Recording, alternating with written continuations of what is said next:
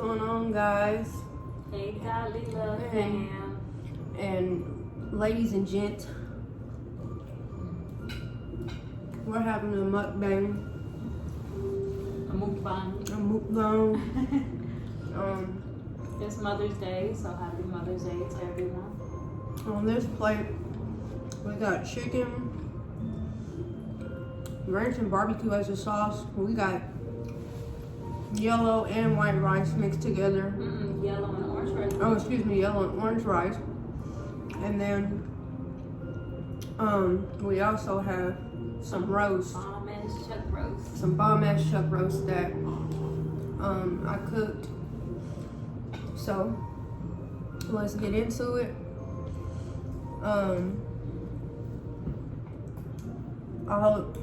All the mothers out there are enjoying their Mother's Day. And again, fans, welcome to GodLee Love with me and my wife and our baby Boom Boom, our son. Boom boom. Baby boom boom, not paying attention. But so let's get into it. So first topic, babe. Can you give me a piece of your skin?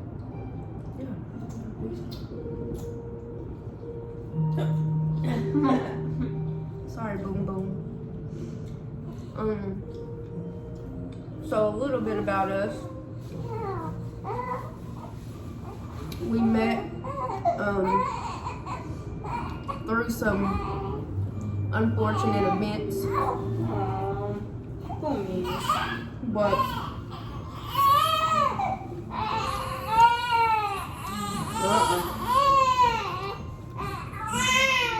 Just diaper.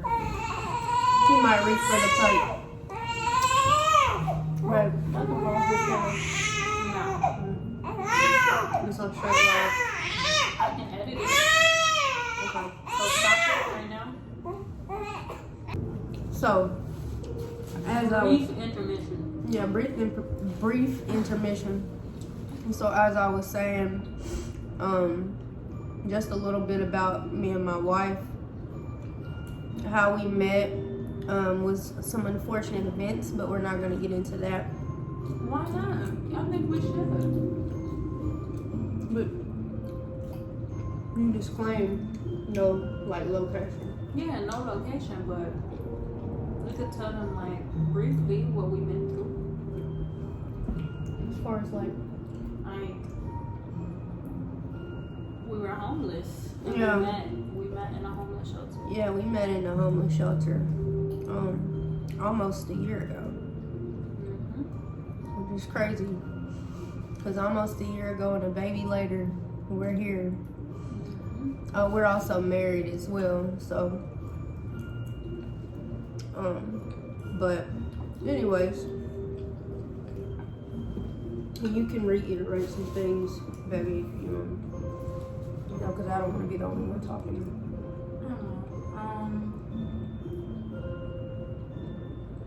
So the way we met was it was very divine. If I say so myself. No, I strongly agree. You agree? Yeah.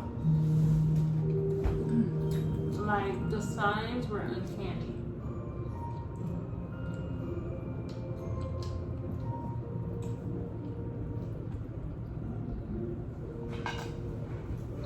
I also believe that it was the perfect timing, even though it was at a very difficult time in our life. And literally, like, all we had was each other. Once we got to a certain point, because it's like, so the homeless shelter we met at, I got there a week before she got there. And it's like, when we did meet and locked eyes, it was like love at first sight. Like, I always tell her that for me, it was love at first feeling. because I feel like I felt a lot of things. I felt what love could be. I felt what love was not, and I finally felt a feeling. I finally felt a feeling that I had never felt before. And in a point of my life where I was just kind of like, I was done with love. Well, not necessarily done with it, but I wasn't looking for it.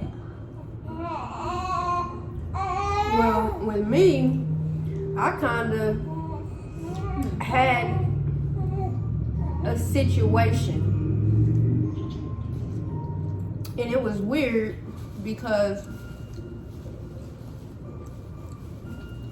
the person that I did meet prior to her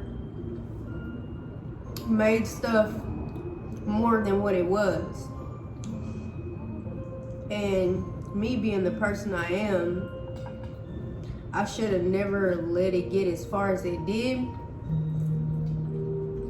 But at a certain point, it was just like, it was so draining. Like, I couldn't do it anymore because it was literally, I met the other female at a random place, okay?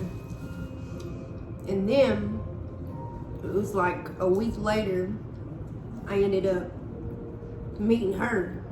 And it was like, what the fuck did I do? Like, did I literally just block my own blessing? It's that song. She always plays this song for me. What is it called? Before I Do? Or no. Or is it the song something about passing the love and something about we? Oh yeah, but married? No. I don't know, baby. Like, it's that song, baby. That song where it's like, never would have got married, love passed me by, something like that. Is it Money Long? Who is it that sings that song? I don't know, baby. I would have to go through a playlist to actually figure that out. Because maybe you're not saying the words right. I'm not saying the words right. I don't know the lyrics to that song. But yeah. Stuff dusty right now. But it got to a point to where with that other female, because she was actually in the homeless shelter too, but not where we were. So it was like, dang, we all out here homeless, stuck. But she ended up finding her a place to go, but it could only be her to go. But in the back of my mind, I was like, yes, please go. Please go so I can find my one. Well, not necessarily find my one, but so I can keep pursuing the one that I really want to be with. Which it did. It happened, but in a way, I messed up a little bit because my wife gave me an ultimatum. I really didn't. You really did. I told her this is not an ultimatum. No, when a person says this isn't an ultimatum, it's usually what it is. But I don't want to be second. That's the thing. I just don't want to be second to anybody. No, in my head, I felt like in my head she was first. And the other girl was second, but the other girl was always with that other girl. But not because I wanted to be, but because I felt like I was obligated to, which initially I'm not obligated to do anything that I don't want to do. She just cares a lot. I care a lot. She loves people. I do. That's why I love her too. But I was like, because Bae kept saying, I can't do this. I can't. It's not me. And she had just got out of something really bad too. So yeah, that story is coming soon. Yeah, the story coming soon. But she was like, I can't do this. And she didn't necessarily say it's either her or me. She was like, you can take the time you need to figure out, but I'm not going to be a part of it. And I knew in the back of my head, I was like, but I love you. I want you to be a part of me. I want to be a part of you. Like, I want us to have a family. I want us to get married, do those things. Like, because, like, I knew I wanted to marry her maybe the second week of dating. The second week? Yeah, the second week. I knew it then, like, this is my wife. And, like, once you know, you know. They always just say that, yeah. But it was more so of me picking and choosing my battles, you know. And just so happens that other girl, like I was saying, ended up finding her a place to go. And she was like, I hate that you can't come with me, but I'll call you tomorrow. Well, 2 weeks later, I never heard from her. And then, the crazy part about it is, one of her coworkers came up to my job that I was working at, pretending to be her. Because apparently the girl missed me and guess what we had? Missed what we had. And then when I ended up getting the contact information, it was actually the girl's boss that came up there at my job. Bring fashion again. Be right back. We're back, y'all.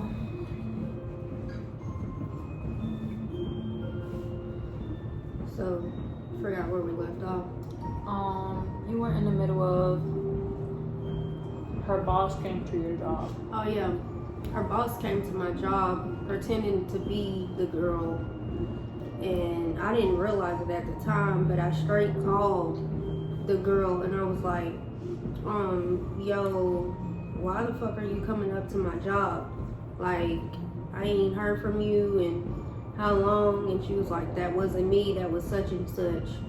But I'm like, why are y'all coming up to my job? I have a whole cell phone. Like, what's up with that? Like, that could have caused me to get fired, anything, you know. Not saying that people can't come up to my job, but let a person know beforehand, or don't come up to my job and just send a text message. That day you was high. I was mad. I was 1038 high. I'm real high. And it was more so of like the disrespect, because like, how after 2 weeks you gonna get somebody to come up to my job when you could have just communicated your feelings or whatever, but your feelings were null and void after, because whenever she went to where she was going, she said, I will call you tonight. I didn't get a call or whatever, but I was worried, concerned, because wherever she was going looked pretty sketchy. Didn't get a call, didn't get a text. The next day, hey, hope you okay. Call me, like, let me know you all right. No text. Third day, I said, this will be the last time I'm texting you. But I hope you're okay, and I hope you continue to move on with your life, pretty much. Still no text, no response. So after that, it was kind of just like, I finally get to be where I want to be. And I've been with my wife ever since, literally. So when I tell y'all, the struggle was real, but it was very enjoyable. We would spend days before we would go into the shelter. We would spend like whole afternoons in baby's car, just listening to music, going to the park, going walking, just spending time with each other, like literally intimately, like not sexually. That came later on, but just like mentally and intimately getting to know each other, getting to know each other's likes, dislikes, wants, needs, dreams, aspirations. And then it got to a certain point to where the relationship started progressing even more. Like, we knew once we left that shelter, we wasn't gonna be separated. Like, I wasn't gonna be here, she was gonna be there, and us still be together. I was tired of sleeping in a separate bed. Yeah, we were I was sleeping in missing separate her. beds and stuff. Cause like, when we would go to sleep in my car, like either we would be in the front seat, like I would be in the driver's seat, she would be in the passenger seat, or we would be in the passenger seat together. Yeah. Cause we both skinny as hell. Or like if it got to a certain point to where we wanted to take a nap, we get in the back seat and we take a nap. But like that was our daily routine for how long you said we was in there for? So we were homeless for 4 months. We were, I feel like it was longer than that, but I mean, to get our home, this home, our place, like it took 8 months. yeah. And like we had got a room to rent, and we were at that place before here. I know. We were at that room for like about 2.5 months, and here we've been here for almost 3 months. And this is brand spanking new. I'm just know we moved into a brand spanking new apartment, freshly newly built. It was a blessing, and it was. So for a certain point, my wife would be like, man, I'm just gonna find somewhere else to go. It's taking too long. And I told Bae, I said, you can't give up. The reason why it's probably taking so long is because it's something good that's coming. Mm-hmm. And then when it finally came, she was like, babe, you said not to give up. And look now. Like, she called me and I was so excited. She's like, I got good news. And I was like, oh my God, what is it? You know. Today I was reminiscing. I was telling Babe, because we had cleaned the whole house and did some laundry and stuff, but I was reminiscing while Babe went to the grocery store to go get a few things. I was reminiscing on like the day that we moved in, like our journey, just feeling immense gratitude today. Not that I don't feel gratitude, but today, just especially today, because like we're both new moms, yeah, and we chose to do this life together. Yeah. And we made a vow to each other that we. Your ass. Probably because it's fat. It's fat and juicy.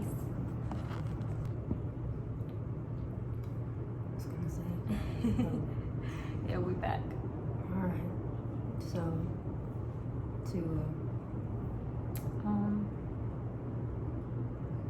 but I was saying today, I just feel immense gratitude.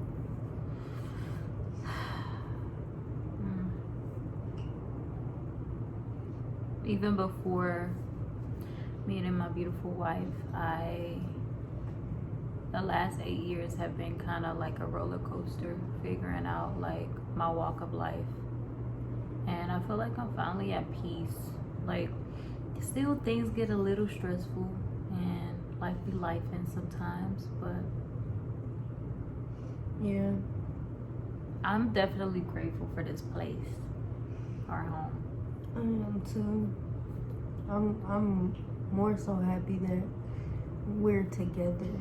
Yeah. Like, we're not apart and together.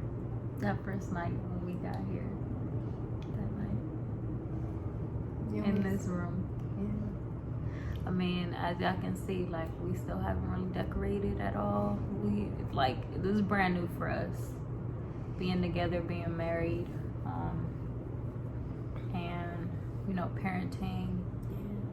It's still brand new. We still got furniture we need to get. Like, it's a lot of stuff we need to get, but we're thankful for everything that we do have, because we literally, like, I'm not gonna say I didn't have anything, because I came from another county before I moved here and still have a storage unit full of stuff. But as far as the essentials that we needed, we really didn't have, you know. Yeah. But it's like, even though we didn't have them, we didn't have to want for nothing. Yeah. Never did. And it's still like right now, like we're still not needing to want for anything either. Why does it only say 2 minutes? Yeah. I mean, because I'm going to edit the videos. We had to break them down in clips. Okay, put them together. Yeah, we're going to use the infamous CapCut. Okay, bet. But yeah, literally everything that we've needed, doors have like literally opened. And can I tell them? About twin? What, baby? Tell them what? Oh, I mean, yeah, you can. Yeah, I'm cool with that. I had to know what she was talking about first. But yeah, you can tell them. Yeah, go ahead. Well, guys, we're twin flames. Y'all know what that means. A lot of y'all know what that means, but for the ones that don't, you can reiterate it. Just know that when you meet your twin flame, the healing don't end. It keeps going, and you might have a lot of rough patches. We definitely had some rough patches, but it wasn't nothing that we couldn't sit and talk about. And sometimes, like, it got really bad, to where we have to, like, get the space we needed. Not like break up space, but like, I go here, she go there, or you go for a walk, I go for a walk, you know. Yeah. I mean, that happens, especially when you're so deep in love with a person and you know it's real.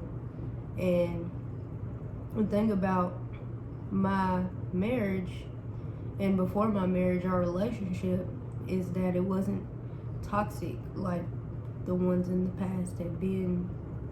And the thing that really drawn me to her the most is that we can sit and have a conversation about those hard things that people don't or couples don't necessarily like to talk about.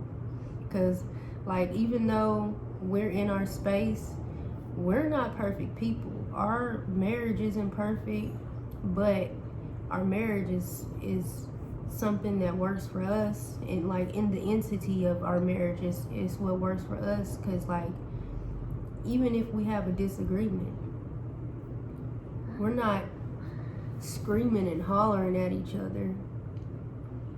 We're sitting and talking about it. We're trying to come up with a solution rather than it all be negative. And sometimes when you get, because I'm not gonna say that we don't have rage. Everyone has rage. Yeah. Everyone has a dark side. It just comes out. It's part of life. But we end up realizing that because everyone has a choice to go. You have a choice to leave. But we always end up realizing and thinking that we don't want to be apart. We don't want to be separate from each other. And especially with us raising our son, we don't want him to see that side, especially with him being a newborn. We want him to have the most healthiest upbringing that he possibly can. We want him to have things that we weren't capable to have growing up. I mean, I'm pretty sure her mom did the best. I know my mom did the best, but sometimes, you know, when it comes to your own child, you want to be better than what your parents were. And that's what we're striving to be, because we want him to look at both his moms and be like, that's my mom. Yeah. And we also want him to be better than us. Yeah. But for him to do that, we gotta be that. And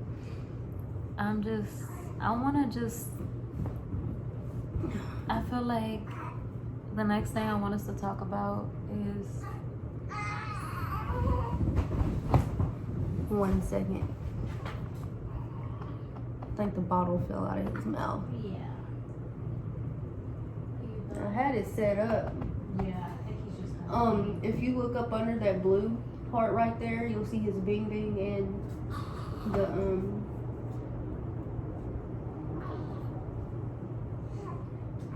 You want me to burp him right quick? Yeah. See, this is the part of our life.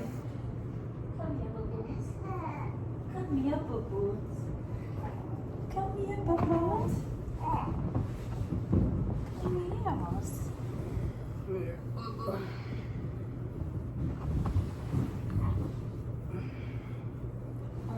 Wait, hold on. You might need to burp off because he definitely threw up on me. Thank you, baby. Well, that was it. Not yet. He probably gonna need curl a little bit.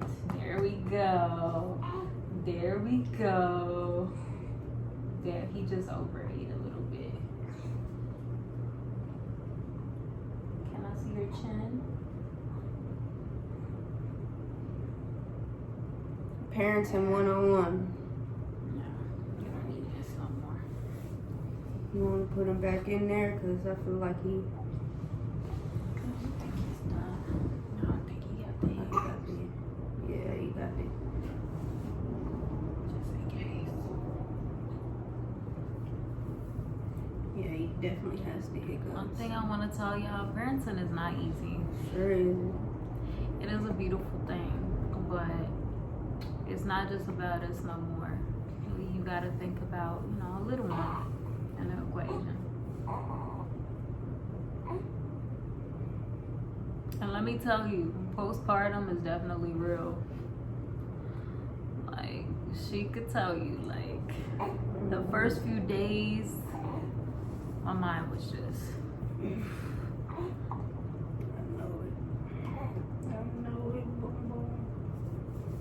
Yeah, the first few days, both of our minds were, and I mean, I know my wife physically gave birth, but I know when you're married, a lot of times they say guys can't have postpartum, or if you're in a same-sex marriage, the partner can't have postpartum. If you've been there through the whole process and you've watched your wife give birth, matter of fact, a natural birth at that, and then all of the things that we went through, and then what we overcame, in a sense, I had postpartum too. Like, she had morning sickness. I had morning sickness. She didn't have no morning. She didn't have any morning sickness. I stayed sick while she was pregnant. Yeah, she was having all of the quote unquote bad symptoms. Yeah. Well, they call them sympathy symptoms. But I had all of that, honestly. And a lot of people might disagree with as far as the partner or the husband having postpartum, but no, that's real, because you being a spouse or a partner, wife to wife, husband to husband, that other person is gonna feel what the person that's carrying the baby is feeling. They're gonna feel every bit of that. And then having to watch them go through labor, post-labor, postpartum, like, that's a lot on the partner too. But it's called compromise. If my partner, my wife, but she is my partner, but if my wife is feeling something that I can't help at that time, all I can do is just be supportive and tell her we'll get through it, because initially that's going to be on her to have to get past it. All I can do is the best I can to be there for her. Simple as that. And I was there every single step of the way from the beginning of the pregnancy till now, and our son is finna be 2 months. And he's healthy, strong, baby boy. He is so intelligent. He's very intelligent. He's been doing things that no newborn should be doing yet. Yeah. Like calling the police twice. That infamous middle finger. There you Yeah. go. I got the 2 months. Yeah. But he's amazing, and I wouldn't trade being married and being a parent for the world. Because when you got the right person that you know you can do life with, everything always works out.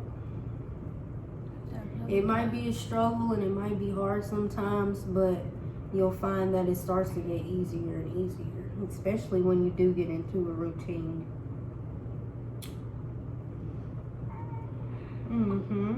But we both, well, I'm just going to speak for myself. I came from a very, I want to just call it poverty, okay? A very impoverished childhood. Like, I didn't really have much. My mom gave us the best she could, and like even her, I remember we were in a homeless shelter at one point too when she left my dad. But I feel like seeing my mom go through what she went through prepared me for my journey, and I didn't even realize I was gonna kind of like go through a similar path that she did. But sometimes I feel like sometimes to heal a generational wound, if you're that person in your lineage to do that, then you're gonna do it. And I'm just really grateful. I'm really grateful. Side note, I just want to say I'm grateful to have a washer and dryer.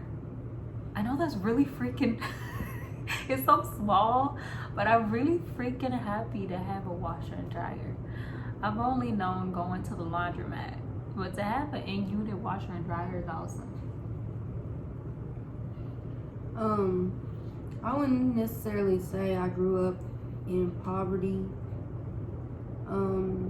I would say at the beginning stages of life, it was difficult for my mom being a single mom.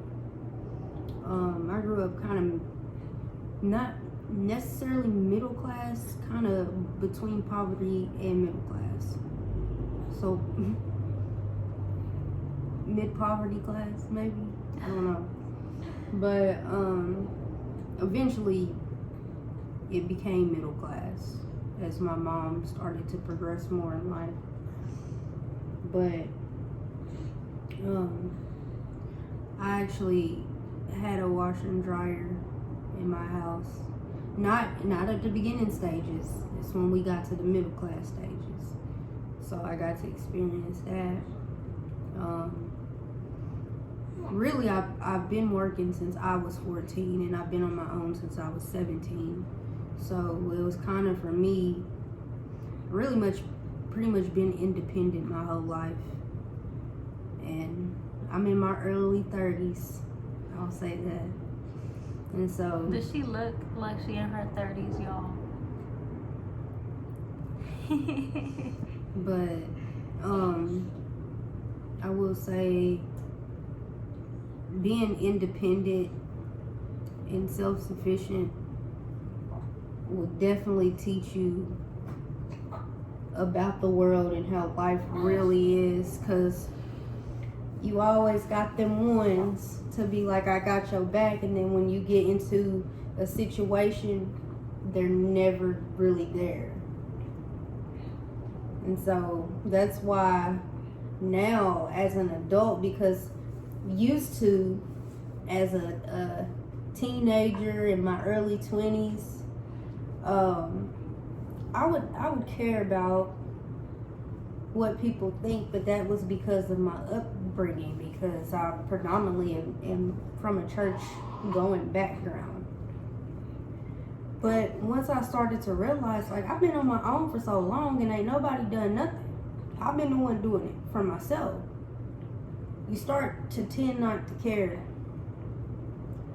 And now that I'm married with a child, I really don't care what anybody thinks. Because 1, nobody's putting nothing on my table. 2, where were you at when I needed you? 3, where were you at when I needed you? Nowhere to be found. Nowhere to be found. But to add on to that,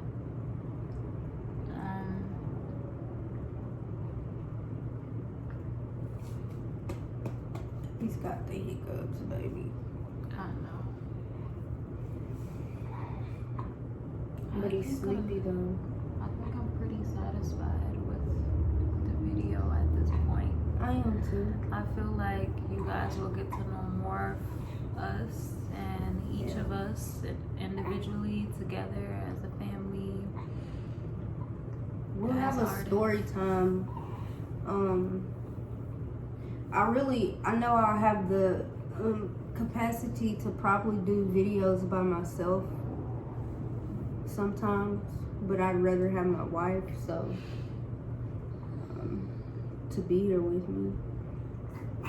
Oh wow. He growls, y'all. I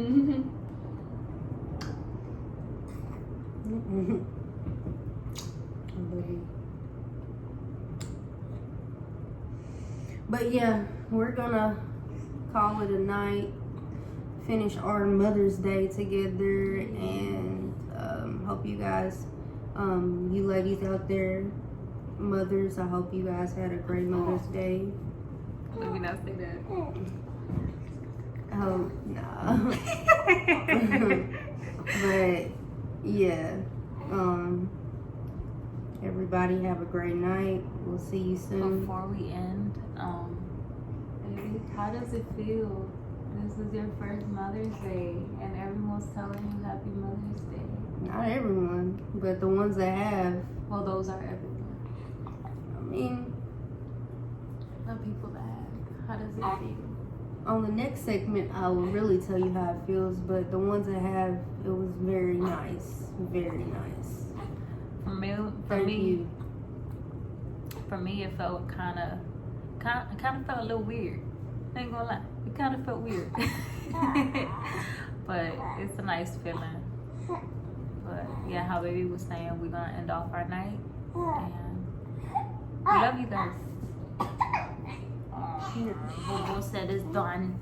Boom Boom said it's done. We done. We out. He got the hiccups. Bye. Bye guys. Bye GodLee fam.